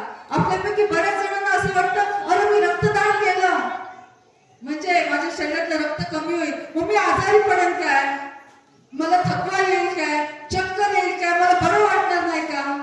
असं काहीच होत नाही. उलट रक्तदान केल्यामुळे आपल्या शरीरातलं जुदा रक्त काढून घेतलं जातं आणि नवीन रक्त 48 तासामध्ये तयार होतं. आणि मी नाही सांगत, हे डॉक्टर सांगतात, हे मेडिकल सांगतंय, आज विज्ञान सांगतंय. आणि एकदा का शरीरामध्ये नवीन रक्त तयार झालं की मग हृदयविकार, मधुमेह, थायरॉइड किंवा काय बीपी, ब्लड प्रेशर यांसारखे विकारांना जे आपण बळी पडतो ना, त्याचं प्रमाण कमी होतं. आणि म्हणून रक्तदान करावं. आपल्याला ताजं तवानं वाटतं म्हणून रक्तदान करावं. आपला तर हा फायदा आहेच आहे, पण सोबतच समाजाला सुद्धा रक्ताची गरज आहे. आज एकदा हॉस्पिटलमध्ये जाऊन यावं, एक फेरी मारून बघावी. आज कितीतरी पेशंट, लहान लहान मुलं आज रक्तासाठी तडफडतायत. कधी कुठल्या क्षणी मृत्यूच्या तोंडामध्ये आपण जाऊ हे सांगता येत नाहीये, का तर रक्त मिळत नाहीये म्हणून. श्रोते, आपल्याकडे रक्त आहे आणि रक्त ही एकमेव अशी गोष्ट आहे की दुनियामध्ये सगळं काही मिळतं. अगदी आता कृत्रिम बुद्धिमत्ता सुद्धा विज्ञानाने तयार केली, पण अजूनही रक्ताची निर्मिती करता आली नाही. हे रक्त केवळ माणसाच्या शरीरातच तयार होतं. माणसाच्या शरीरात म्हणजे प्राण्याच्या शरीरातच तयार होतं. ते बाहेर कुठेही तयार करता येत नाही. आणि अशा रक्ताची आज समाजाला गरज आहे. आपला एक थेंब कुणाचं तरी अख्खं आयुष्य वाचवू शकतं. वाचवेल ना? आणि आपण तर जगद्गुरुश्रींचे छावे आहोत. आज आपण समाजामध्ये बघायला गेलं तर समाजात इतका वसा तळाला गेलेला आहे, इतका ढासावला गेलेला आहे. आज प्रत्येक माणूस फक्त स्वतःची पोळी कशी भासता येईल एवढाच प्रयत्न करतोय. दुसऱ्याचं भलं बुरं तर सोडूनच द्या, फक्त माझं पोट कसं भरेल एवढ्यासाठीच प्रत्येक जण जगतोय. मग दुसरा खड्ड्यात का जात नाही? मला त्याचं काय देणं घेणं नाही. म्हणजे मी स्वतः एक उदाहरण बघितलं. आमच्या इथे दिवाळीच्या वेळी गेल्या वर्षीची घटना, आम्ही आमच्याकडे म्हणजे घरी गाडीवरून येत होतो आणि त्याच वेळी मार्केटमध्ये काय झालं, एक बाईक चालवणारा होता, त्याला काहीतरी झालं, अचानक चक्कर आली किंवा काहीतरी झालं आणि तो तिथे पडला. तो पडल्याबरोबर सगळा घोळका जमला. सगळेजण बघायला गेले, काय झालं. आम्ही तिथूनच येत होतो म्हणून म्हटलं की काय झालं बघूया का, पण खूप गर्दी होती, आम्हाला काही दिसतच नव्हतं. तर आम्ही 2 मिनिटं फक्त तिथे थांबलो होतो गाडीवरच की काय झालं काय समजायला नव्हतं. तर ती घटना जिथे घडली तिथे एक मोठी बिल्डिंग होती, सोसायटी होती आणि त्या सोसायटीच्या खाली तिथे लहान लहान मुलं खेळत होती. काय त्यांचा खेळ चालू असेल, काहीतरी घडलं म्हणून सोसायटीतली मुलं, लहान बारकी मुलं टोकवायला आली, बाहेर बघायला आली काय झालं ते. ती बारकी पोरं त्यांना सुद्धा ह्यांच्यासारखी त्यांना सुद्धा काय अर्थात कळतंय. त्यातले एक जण बोलले क्या हुआ रे, दुसरा कुछ तो हुआ है, खून निकलाय, शायद खून निकलाय. खरं यांना काहीच दिसलं नव्हतं, पण उगीच बडाया बघा यांच्या, खून निकलाय, शायद खून निकलाय. अच्छा चल पाणी पिलाते एक जण म्हणाला. तेवढ्यात त्याच्यातला चौथा आला, अरे क्या हुआ है, अरे किसी को लगा है खून निकला है, अरे मर्दे ना दो उसको, हमें क्या करना है, चल हम खेळते. आणि सगळ्या पोरांना घेतल्या त्यांनी खेळायला गेला. आणि मी हे प्रसंग बघितला, म्हटलं आजची पिढी काय तयार होते. तो म्हणतो अरे मरने दो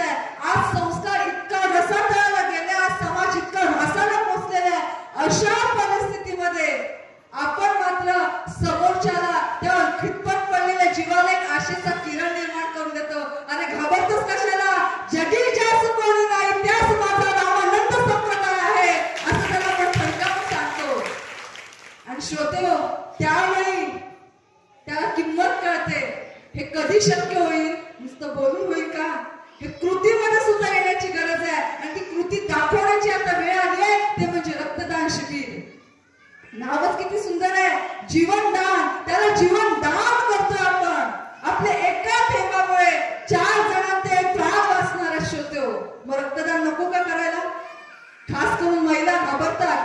कसं काय होईल, घर सांभाळायचं असतं, सुई टोचली जाते, एवढं पिशवीभर रक्त काढलं जातं. अजिबात घाबरू नका, ह्यामागे विज्ञान आहे. जसं आता सांगितलं तसं रक्त काढल्याने पण आरोग्य सुधारतं. आणि त्याहीपेक्षा आज आध्यात्मिक शाळेमध्ये आपण अनेकदा ऐकतो प्रभू सांगतात की आम्ही प्राण जर मागितला ना तरी तो देण्यासाठी माझे हजारो शिष्य तयार आहेत. आणि आपणही म्हणतो की गुरुंनी माझा प्राण मागावा, तो मी द्यायला तयार आहे. पण गुरु इथे प्राण मागतच नाहीये, तो गुरु रक्ताचे 2 थेंब मागतायत. ते नको का द्यायला, आपण दिले पाहिजेत ना. आणि म्हणून सगळ्यांनी मनामध्ये जे काही विचार असतील किंवा जी काही मरगळ असेल ती सगळी झटकून द्या.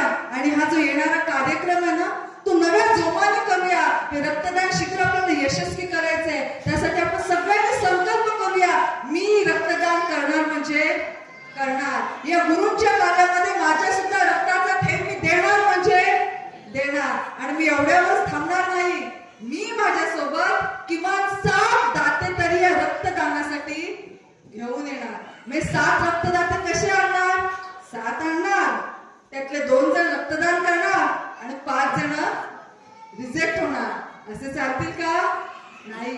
मी 10 आणि 12 आणि 15 आणि पण किमान त्यापैकी 7 जणांचं तरी यशस्वीरित्या रक्तदान होईल असा मी संकल्प करणार. आणि असे मी दात्यांना, असं सगळ्यांनी ठरवा. इथे महिला वर्ग जास्त आहेत आणि महिलेने जर ठरवलं तर जग बदलण्याची ताकद या महिलेमध्ये आहे, महिलेच्या मनगटामध्ये आहे. म्हणून सगळ्या महिलांना मी विनंती करते की आता पदर खोचून कामाला लागा, सज्ज व्हा. आणि खरंच कधी कधी इतका ऊर भरून येतो ना की ज्यावेळी आता आपण इथे प्रवचनासाठी 3 दिवस फिरते, सगळे आयोजक आहेत की सगळे पेटून उठले आहेत का रक्तदान शिबिर करायचंय. अरे मोबाईलवर जाऊन प्रत्येकाच्या स्टेटसला रक्तदान शिबिर, रक्तदान शिबिर, रक्तदान शिबिर. आणि इतका आनंद वाटतो. अरे बघायला गेलं तर ते ना आपल्या नात्याचे ना गोत्याचे ना कोण कुठले, त्यांचे कुठले ते कोकणातले, आपण कुठले ते नांदेडचे, काय संबंध आहे हो. पण त्यांनी फक्त एक शब्द द्यावा, एक हात घालावी, श्रोते भाविक उठा आणि समाजासाठी रक्तदान करा. आणि अनेक जण पेटून उठतात की हो मी रक्तदान करणार. काय ती लिला खरंच. आणि त्यामध्ये आपलाही नंबर लागला पाहिजे. म्हणून श्रोते सगळ्यांनी पेटून उठा. जगद्गुरु श्रींनी सांगितलं की सगळ्यामध्ये संभाजीनगरचा जिल्हा अव्वल येतो. आणि त्यांनी हेही सांगितलं की रक्तदान शिबिरामध्ये सुद्धा हाच जिल्हा अव्वल येणार. आपण का मागे हटायचं, आपण आपल्या मनाशी ठरवूया ना. नाही जगद्गुरु श्री आपले शब्द खोटे ठरव आणि नांदेड जिल्ह्याचा पहिला नंबर यावा आणि आमच्या पाठीला सुद्धा शाबासकी मिळावी. आलं पाहिजे ना आपलं नाव. पण कधी ज्यावेळी आपण पेटून उठून आपण सज्ज होऊ त्याच वेळी हे घडेल ना. म्हणून श्रोते सगळ्यांनी आत्ता जागे व्हा, सज्ज व्हा. आणि आता आपला येऊ घातलेला हा कार्यक्रम जो आहे महारक्तदान शिबिर, जीवनदान महाकुंभ, यासाठी सगळेजण सज्ज होऊया. आणि गेल्या वर्षी आपण जेवढ्या रक्तकुपिका संकलित केल्या त्यापेक्षा किमान 50 तरी रक्तकुपिका या वर्षी आम्ही जास्त संकलित करणार असा संकल्प करूया. आणि सगळ्यांनी त्यामध्ये सहभागी व्हा. महिलांनी व्हा, पुरुषांनी व्हा. आपल्या घरातली नातवंड असतील जी रक्तदान करण्यासाठी योग्य वय असेल त्यांना सांगा, मुलांना सांगा, आपले नातेवाईक असतील, आजूबाजूचे असतील, सगळ्यांना सांगा. एवढंच कशाला, ज्या दिवशी आपलं रक्तदान आहे ना त्या दिवशी सगळ्यांनी दिवसभर आपल्या कॅम्पच्या ठिकाणीच जायचं.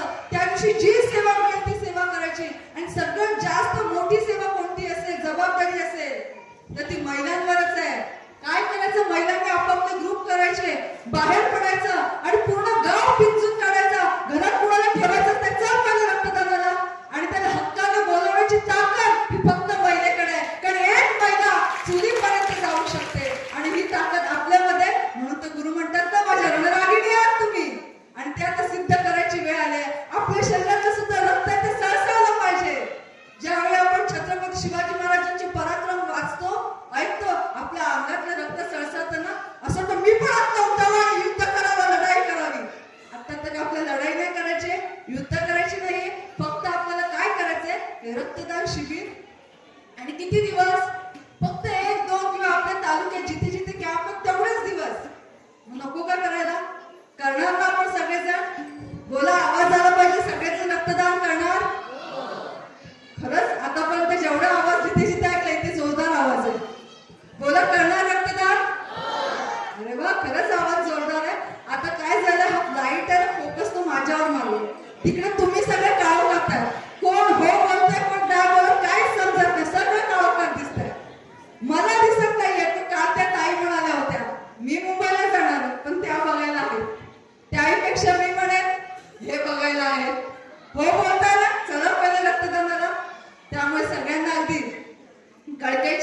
करते, हे सगळे वेगवेगळे जे उपक्रम आहेत, आज आपल्याला असं वाटते कशाला पाहिजे, कंटाळा वाटतो. पण गुरु आहेत ना, हे त्रिकाज्ञानी असतात. येणारा पुढचा काळ त्यांनी जाणलेला आहे. उद्या भविष्यात काय परिस्थिती येणार आहे हे गुरु जाणतायत आणि बघा योग्य त्यावेळी योग्य पाऊल उचलतात. आज आपल्याला झाडं लावायला सांगितली.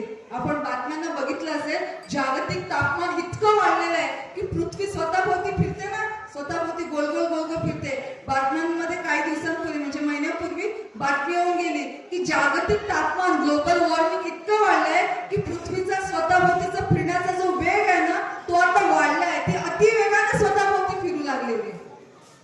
हे कशामुळे? जागतिक तापमान. आणि पुढे येणारा काळ भयानक आहे हे गुरुंनी आत्ताच जाणलंय आणि तो काळ आपल्या भक्त शिष्यांवर समाजावरती येऊ नये तशी वेळ.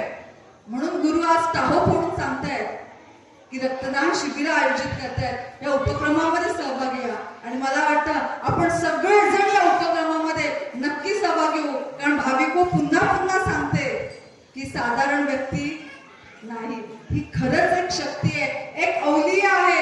अनेक लीला करतात. आपण त्यामध्ये सहभागी झालो काय, नाही झालो काय, त्यांनी त्यांचं कार्य ठरवून आलेलं आहे आणि ते करणार करणार आणि करणारच. आता त्याच्यामध्ये आपण आपलं सोनं करून घ्यावं की नाही हे आपण ठरवावं. ज्यावेळी जगद्गुरुशींच्या श्रीकथा सुरू झाल्या आणि पादुका निघाल्या त्यावेळी आपले कृष्णदास महाराज आणि आपल्या दिदीमा सुरुवातीला दोघंही जात होते प्रवचन सेवेसाठी. आता फक्त कृष्णदास महाराज जातात, काय कारण असतं तर कृष्णदास महाराजांनी ज्यावेळी निघाले त्यावेळी प्रभूंनी त्या दोघांनाही बोलवलं आणि सांगितलं काळजी करू नका, बिंदास फुल्लासपणे निश्चितपणे जा आणि त्यांना ठणकावून सांगा की आम्ही काय शक्ती होते. का तर तुम्हालाही माहित नाही तुम्ही जे घेऊन चाललात ना हे असली 24 कॅरेटचं सोनं तुम्ही घेऊन चाललेलं आहे. गुण येणार आणि येणारच. आणि श्रोतेहो, आज खरंच आज राजस्थान असेल, जम्मू काश्मीर असेल, तिथली लोक इतकी वेडीपिशी झाली आहेत ना, त्यांनी ना गुरूंना बघितलं आपल्या, ना प्रभूंनी त्यांना बघितलं. पण आज असे काही अनुभव येतात. हे कशामुळे शक्य आहे? हे जर साधारण असतं तर त्यांना कळले असते का? नाही, खरंच ते अलौकिक शक्ती आहे आणि म्हणून ते सगळं शक्य होत आहे. आणि ही शक्ती म्हणजे मी आज आताही या क्षणी सांगेन की आपल्याला असं वाटतंय की इथे प्रवचन चालू आहे, इथे आपण बोलतोय हो रक्तदान करेल, स्वामींना कुठे कळतंय, प्रभू तर कुठे नाणीच. इथेच आपली फसगत होते.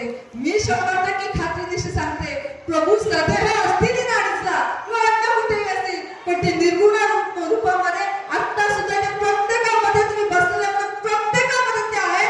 माझ्यामध्ये आहे, इथेही आहे आणि प्रत्येकाच्या अंतःकरणातला भाव ते जाणतायत. पण पुन्हा एकदा सांगेन त्या भक्ताला कसा विश्वास ज्यावेळी पडला तेव्हा भगवान शंकर प्रगट झाले, तेव्हा आपला सुद्धा जेव्हा विश्वास असेल ना त्याच वेळी ते सुद्धा प्रगट होणार. तर मला वाटतं मगासपासून जे काही सांगितलं ते आपल्यापर्यंत पोहोचलं असेल, नसेल पोहोचलं कारण मध्येच गाडी आली की आपण तिकडे जायचो, मध्येच लहान कोण रडायला लागलं की आपण तिकडे जायचो. तर मगासपासून सांगितलं ते कळलं असेल, नसेल कळलं, डोक्यावरून गेलं असेल, कुठेतरी भरकटलं असेल, इथे उभं असतं सर दिसतं कोणाला कोणाचं चालू हेही कळत असतं. तेव्हा कळलं असेल नसेल कळलं काही हरकत नाही. आता थांबताना घेऊन काय जायचं इथून? तर हेच घेऊन जायचं, मी माझ्या गुरूंवर होता होईल तेवढा अंतःकरणापासून अनन्य साधारण गुरूंवर प्रेम करेन आणि गुरूंनी दिलेली साधना, गुरूंनी दिलेली सेवा, गुरूंनी सांगितलेलं आचरण चुकवणार. बोला आपण चुकवणार. शाबास, किती जोरदार आवाज आहे. चुकवणार नाही. गुरूंनी दिलेली साधना काय आहे? तर गुरूंनी आपल्याला हीच साधना दिली आहे की दिवसातून 10 मिनिटं वेळ काढा आणि मनाला एकाग्रतेचा व्यायाम द्या. आठवड्यातून संतसंग करा, आपली दैनंदिनी करा. आणि दुसरी दिली आहे ती सेवा. सेवा कोणती दिली आहे? आपल्याला अनेक सेवा दिलेल्या आहेत. त्यातली आता मुख्य येऊन ठेवलेली सेवा म्हणजे काय? तर रक्तदान शिबिर. त्यामुळे रक्तदान शिबिरामध्ये आपण 100% सहभागी होऊया, ते यशस्वी करूया. आणि इतरही अनेक सेवा आहेत ज्या आता आध्यात्मिक शाळेमध्ये जो विषय चालू आहे की आपल्याला वेगवेगळ्या पदावरती घेतलेले आहे. हे आपल्याला असंच मिळालेलं नाहीये. जगद्गुरुशी सांगतात नरेंद्र म्हणे असेल, नरेंद्र म्हणे प्राप्तनी झाली तोची राय संतांच्या सदनी. ज्याच्या प्रार्थनात असतं ना त्यालाच ते पद मिळतं. त्यामुळे आपल्या पदाची जबाबदारीची जाण ठेवा आणि त्याला ही आपली झाली सेवा. आणि तिसरं आहे आचरण. गुरुंनी सांगितलेलं आचरण चुकवायचं नाही. काय आचरण सांगितलंय? 2 मुख्य आचरण आहेत. तुम्ही जगा, दुसऱ्याला जगवा, आणि स्वप्नात सुद्धा कुणाचं वाईट चिंतू नका. आणि त्याबरोबर आपल्याला अन्य सांगितलेले उप म्हणू शकतो त्याला.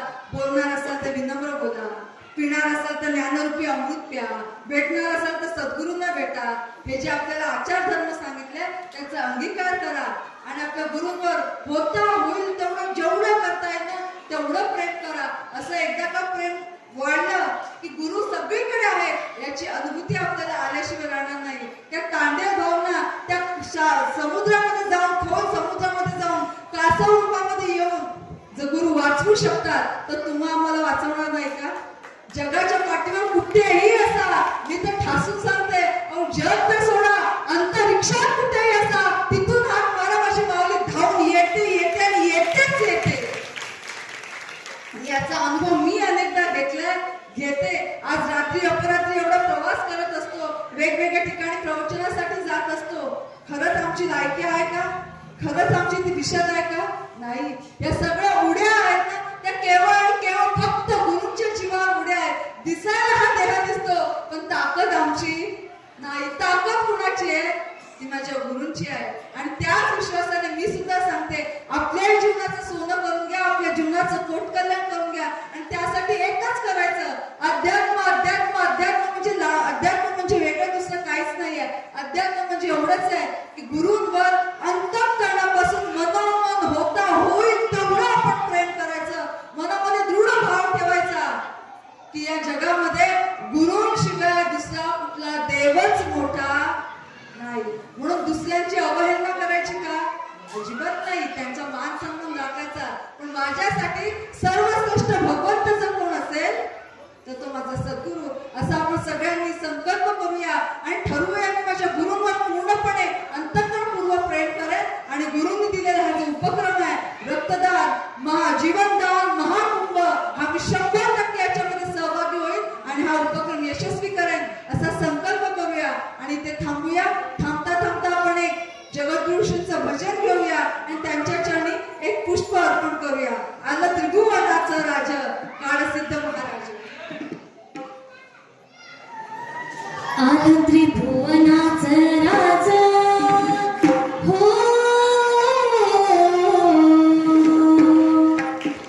आलं त्रिभुवनाचं राज, योगी काळ सिद्ध महाराज, योगी काळ सिद्ध महाराज.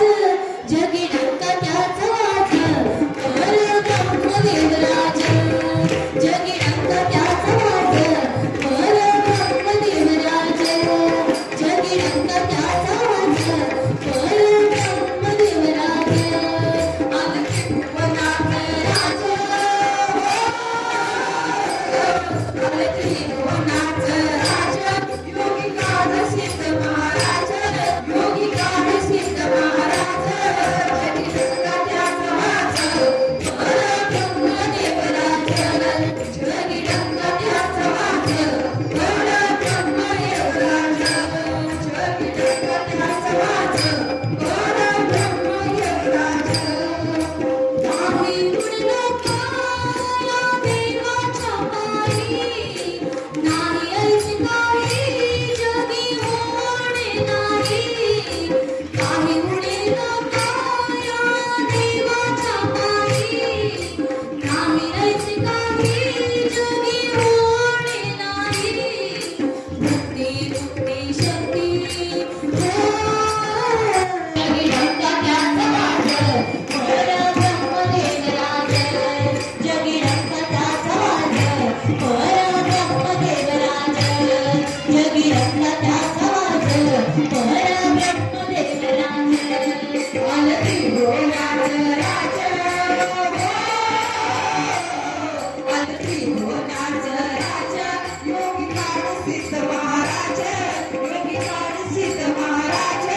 जगी डंका त्याचा वाज, पर ब्रह्मदेवराज.